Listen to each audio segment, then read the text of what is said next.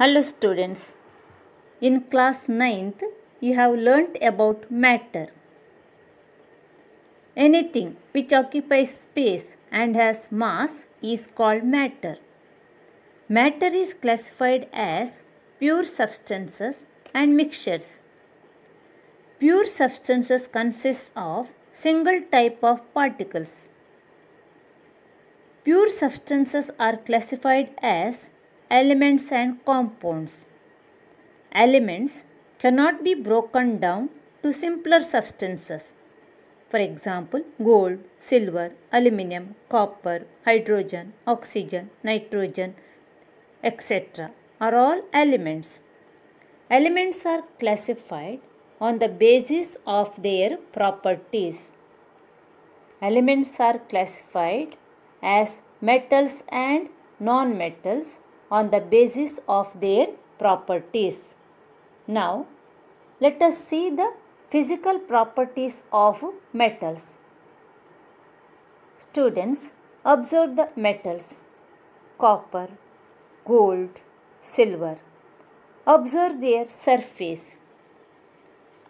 They have a shining surface. Metals have a shining surface. This property is called metallic luster. Students, refer your textbook, page number 37. Below activity 3.1. Underline this property, metallic luster. Metals are malleable and ductile. Students, observe the figures. Aluminium foil, it is used to pack the food. Copper wire, it is used for electric transmission. For the transmission of electricity, copper wires are used. Some metals can be beaten into thin sheets. Aluminium, copper, these metals can be beaten into thin sheets. This property is called malleability. Gold and silver are the most malleable metals. Students, underline the property and underline these elements, gold and silver. What is malleability? Some metals can be beaten into thin sheets. This property is called malleability.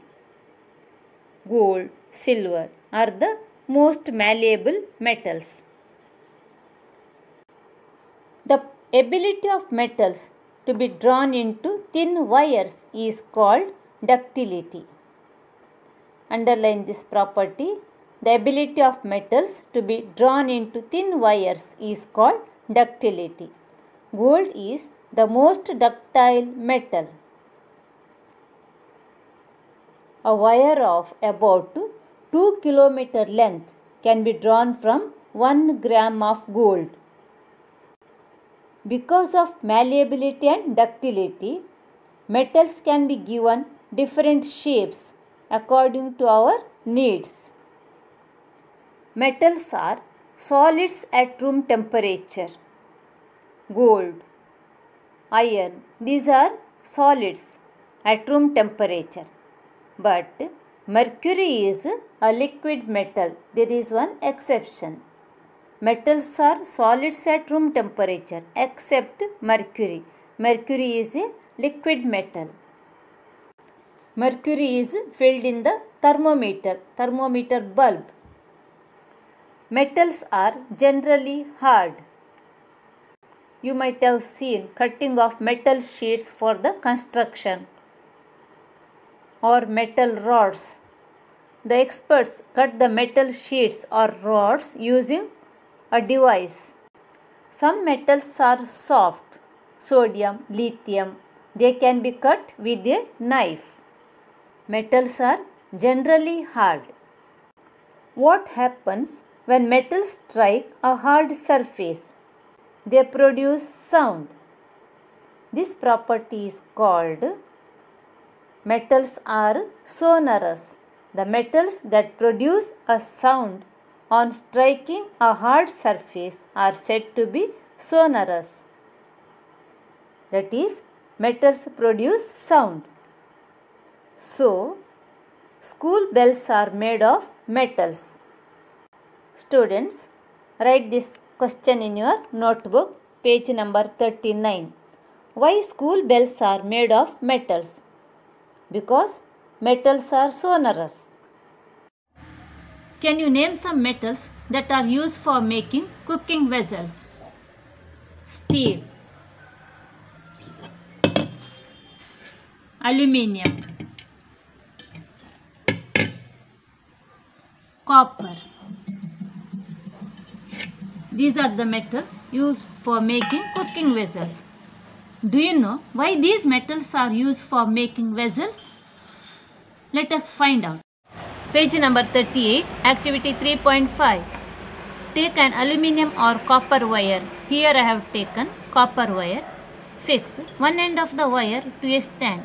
To the other end, fix a pin. This is the pin using wax. Now, heat the wire using a candle.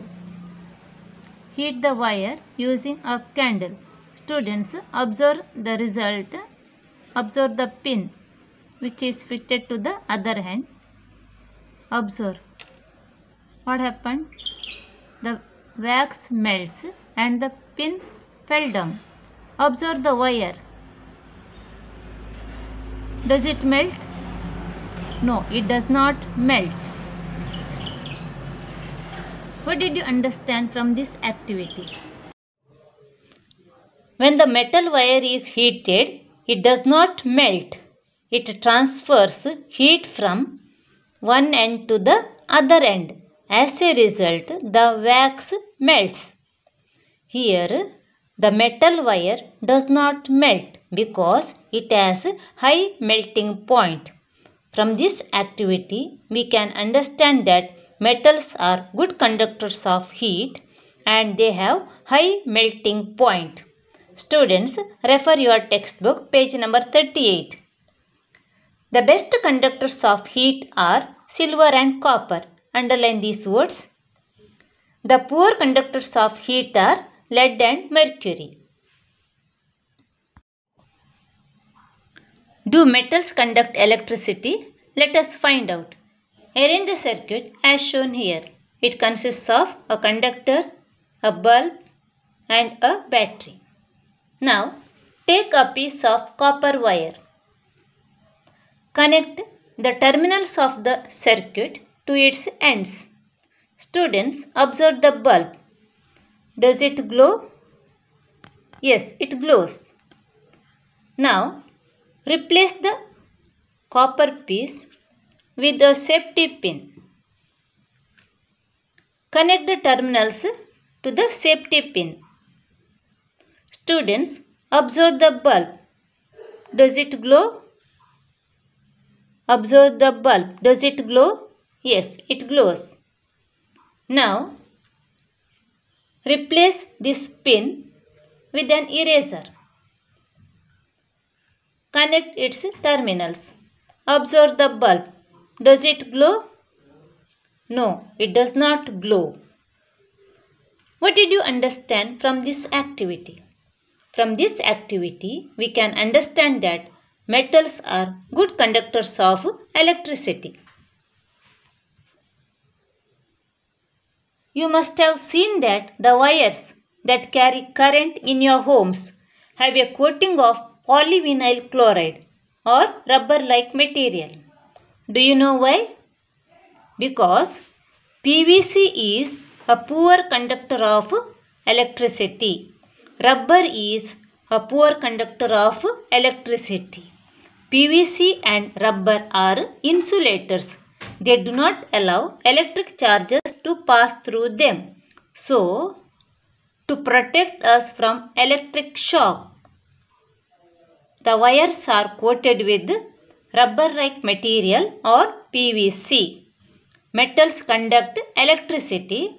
To protect us from electric shock, they are coated with insulators. In page number 39, there is a question. Why are electric wires coated with polyvinyl chloride or a rubber-like material? Because PVC and rubber are insulators. They do not allow electric charges to pass through them. So, the electric wires are coated with rubber-like material or PVC. Students, write this answer in your notebook. Now, let us see the physical properties of non-metals. The non-metals are either solids or gases, except bromine, which is a liquid. Examples for non-metals are carbon, sulfur, iodine, oxygen, hydrogen, etc. They have a rough surface. They do not have a shining surface. You can see carbon and sulfur. They do not have a shining surface. There is one exception. Graphite and diamond, they have a shining surface. Graphite and diamond are non-metals, but they have a shining surface. They have low melting point and boiling point. They do not produce sound. They are neither malleable nor ductile. They are poor conductors of heat and electricity. Let us do an activity to prove that non-metals are poor conductors of electricity. We know that metals conduct electricity. Metals conduct electricity. Let us try with charcoal. Now connect the ends of the wire to a piece of charcoal. Students, observe the bulb. Does it glow? No, it does not glow. What did you understand from this activity? From this activity, it is clear that non-metals are poor conductors of electricity. Thank you, students. Read the lesson from page number 37 to 40, 37, 38, 39, 40. Thank you.